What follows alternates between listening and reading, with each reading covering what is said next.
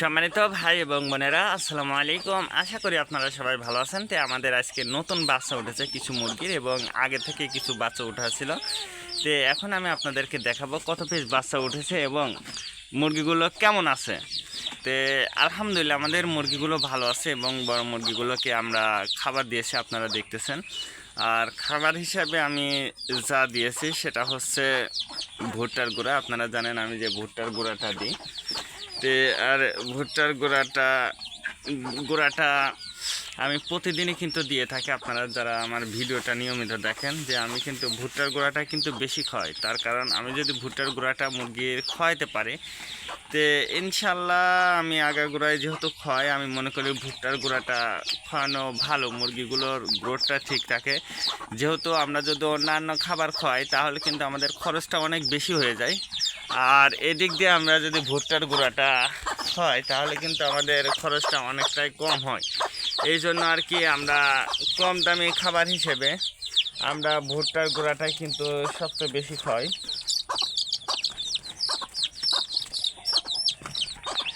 যে আমাদের মুরগির বাচ্চা উঠেছে,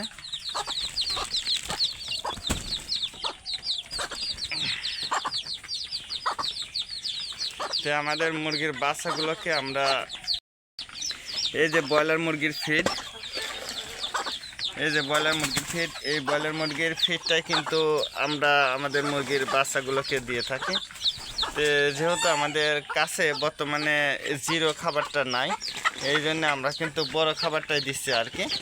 তো আপনারা যখন আপনার মুরগির বাচ্চা উঠবে, যখন আপনার ছোট খাবার থাকবে না, আপনারা কিন্তু এরকম বড় খাবারটাও কিন্তু গুঁড়া করে দিতে পারবেন। তাহলে দেখবেন যে ইনশাল্লাহ আপনার মুরগিটা খাবে আর কি, ভালো থাকবে।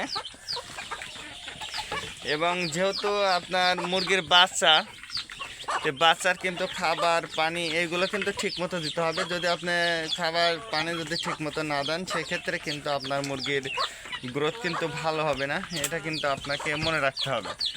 তো আমরা কিন্তু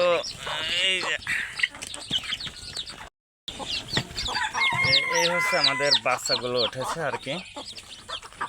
তো আপনাদের যাদের মুরগির বাচ্চা উঠবে অবশ্যই আপনারা একটু পরিচর্যাটা ভালো করে করবেন। যদি আপনাদের পরিচর্যাটা ভালো হয় তাহলে কিন্তু আপনার মুরগির বাচ্চাগুলো কিন্তু গ্রোথ ভালো থাকবে, এবং মুরগির বাচ্চাগুলো কিন্তু ভালো হবে আর কি।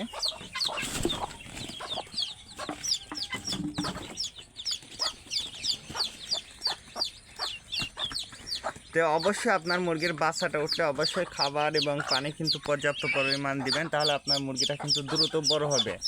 আর যদি আপনি খাবার এবং পানিটা যদি ঠিক মতো না দেন তাহলে কিন্তু বাচ্চা ঠিক থাকবে না।